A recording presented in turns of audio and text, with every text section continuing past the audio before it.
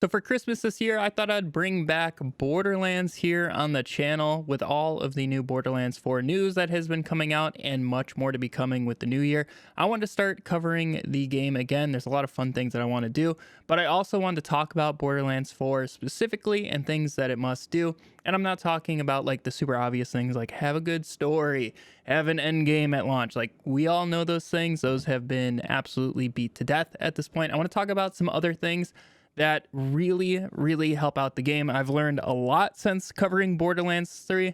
That was like one of the first games we started with. We started with 2, going into 3 here on the channel. And that was many years ago. That was basically 5 years ago, which is insane. But yeah, so I've learned a lot about the genre of looter shooters and things with Borderlands specifically. So I just want to talk about all the different things that Borderlands 4 is going to need to do if it wants to succeed.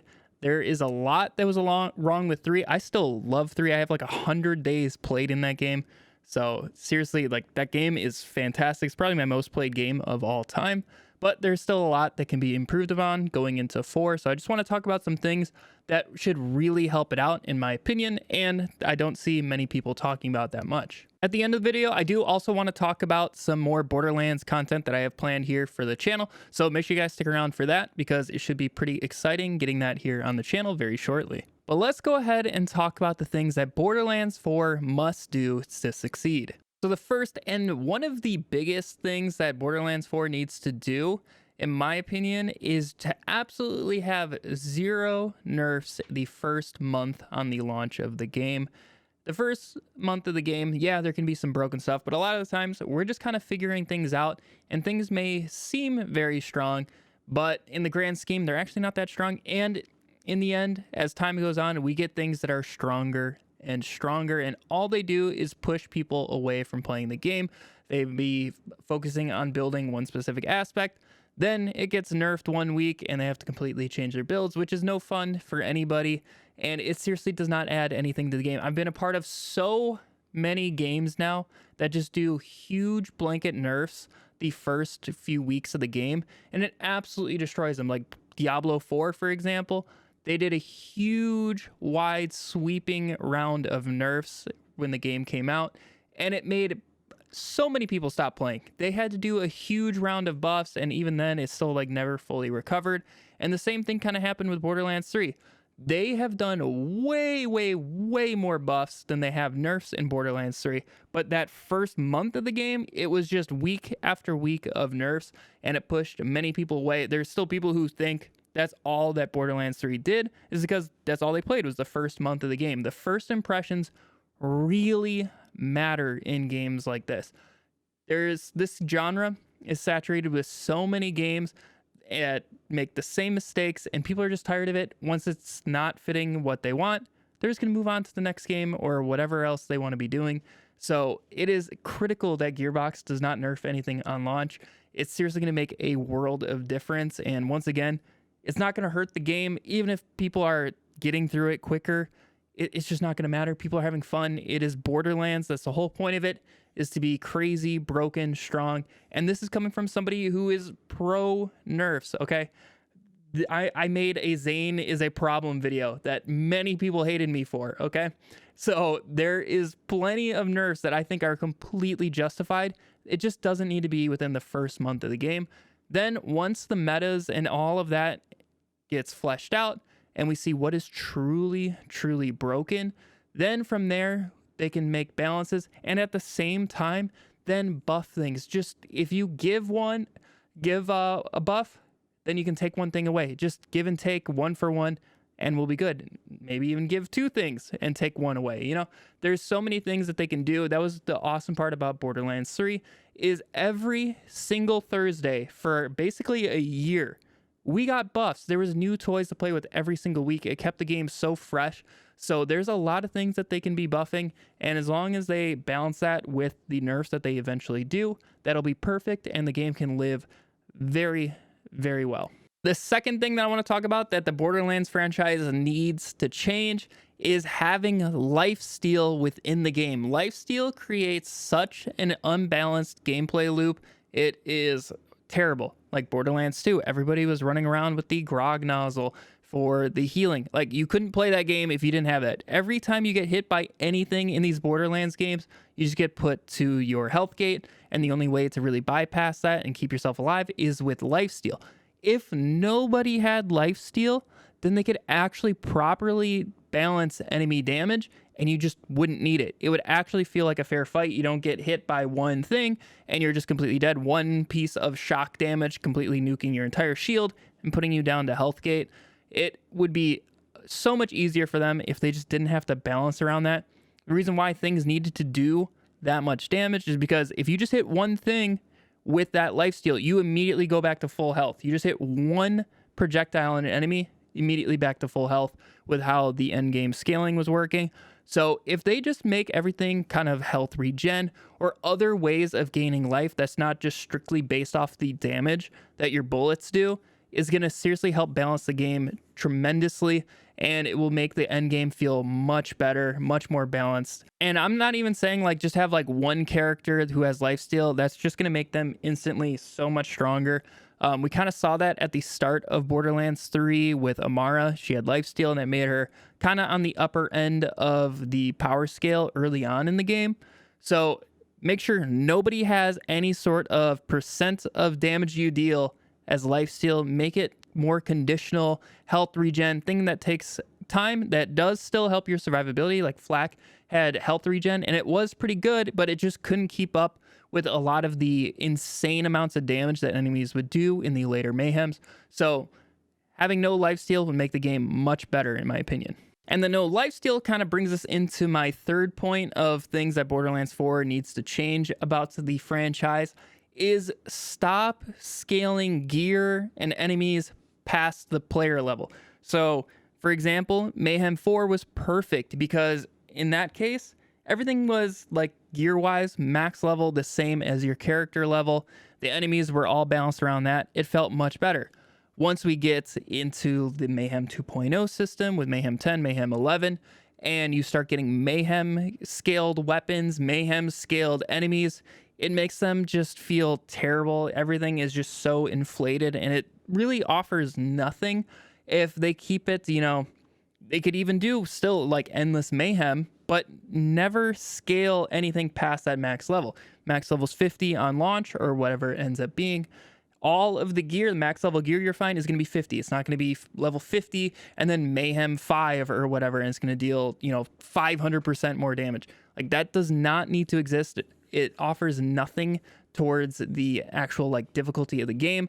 It just inflates numbers, makes things much harder to balance, because there were some guns that needed to be buffed to just such insane amounts to keep up with the health scaling that enemies had in the Mayhem, that it actually just completely trivialized the campaign. So if you were doing a playthrough and you got like a Hellwalker or anything like that after its buff, you could just steamroll the entire game. You could use it for so long, and that creates all sorts of problems, and it's much better when everything is balanced. So having everything just at the same level is going to make it much easier for Gearbox to tune things around like that, which is why I do not need any sort of scaling past the max player level. And that goes outside of Borderlands 3 as well. In Borderlands 2, you had the OP levels, which is essentially the same system.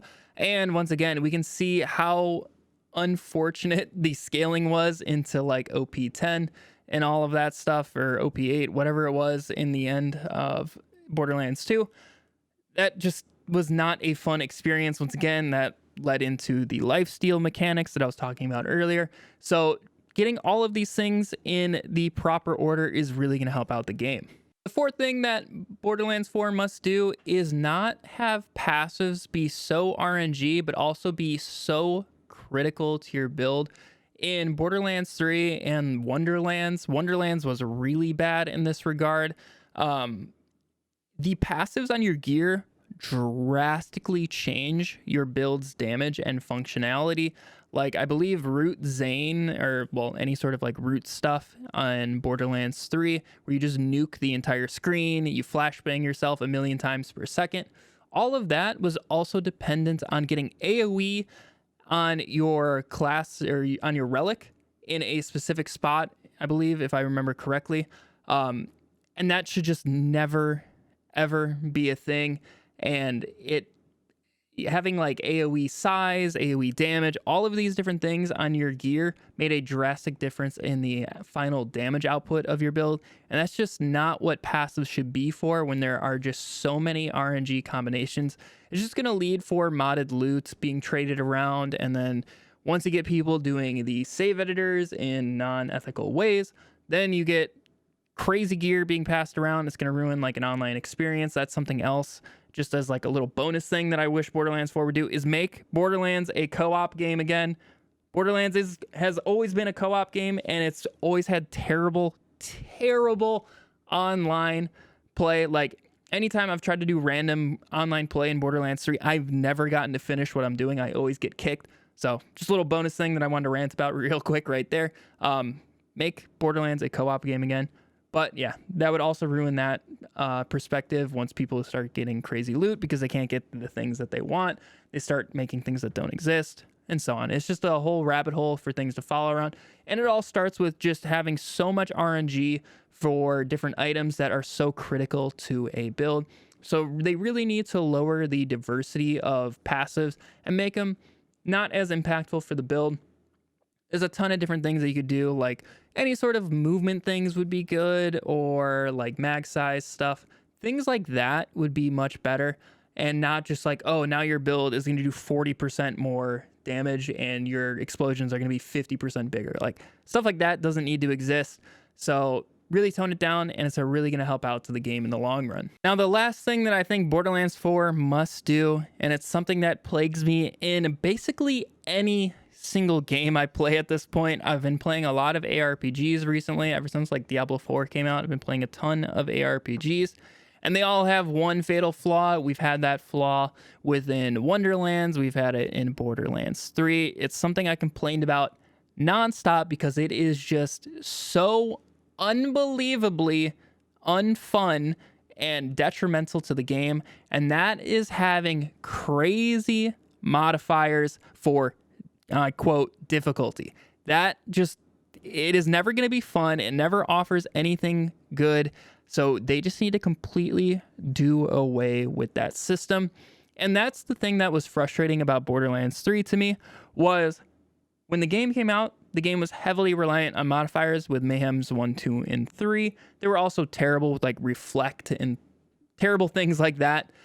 And they saw people didn't like that. So what'd they do? They made Mayhem 4, where it really toned down the modifiers. They were basically non-existent. There was really only like one or two that you'd really feel as you were playing the game in terms of modifiers, but it was pretty easy to re-roll them and you could just play around them and it was fine.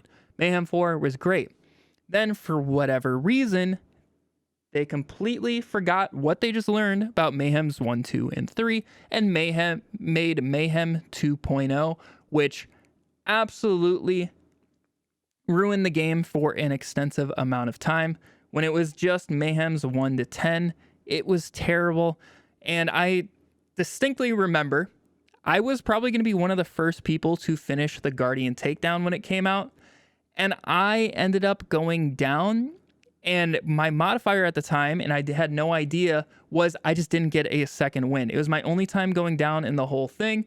And so I just instantly bled out and had to restart the entirety of that section in the Guardian takedown, and was no longer the first to finish, at least the people who were streaming and all of that stuff. And I thought that would have been really cool to be like one of the first people to finish the takedown. So like, that's another reason I'm just so tired of modifiers. They offer nothing. They're not difficult. They are just a hindrance. There were so many times when we'd be streaming in the Malamont takedown, you finish the bridge section, and before jumping down to Wotan, I'd be like responding to chat or checking something, whatever. And then I would have the little death skulls that float around. I forget its modifier's name, but they would just float through the walls silently and eventually catch up to you. They would last for like 2 minutes and travel all the way from the bridge through all of the walls into the entrance of the Wotan fight. And then I would die because there's nothing to kill and have to redo the whole bridge, and it would waste, 5 minutes of my life. And that happened many times. That wasn't just like a one-time thing. So stuff like that, it does not need to be there.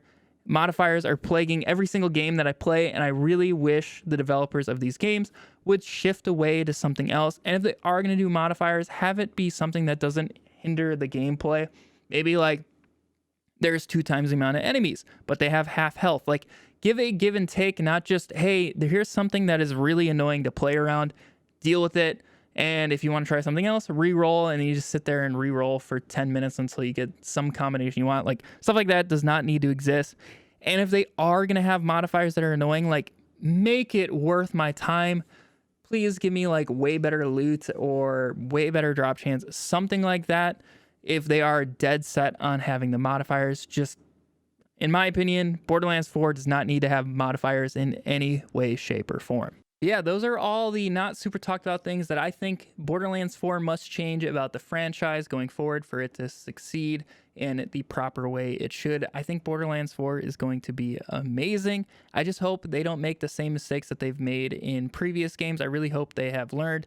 And I'm just a little worried at times because there are some scenarios, like I said, with the modifiers where they seem to double back on like a vision they had, even though they've learned that that is not what the community wants. So I hope they actually take into consideration everything that the community has voiced over the years and put it together and make just the pinnacle Borderlands experience. And I really do think they can. So Gearbox, please, I'm really looking forward to it. And make sure you guys keep in mind what the community as a whole wants. But once again, these are all just my opinion. Let me know down in the comments if there's anything specific that you want to see Borderlands 4 do that I didn't mention here. Anything that has been bugging you about the franchise for a long time, definitely voice it. Gearbox does listen, so make sure you guys voice it respectfully, and you could easily see that implemented into Borderlands 4 somewhere down the line. And I'm also just curious to hear what you guys think Borderlands 4 should be doing. But otherwise, I did just want to talk about the future Borderlands content that I have planned for the channel. I want to do some more kind of fun stuff with the franchise. Obviously, the channel has always been focused around like builds and weapon reviews and things like that.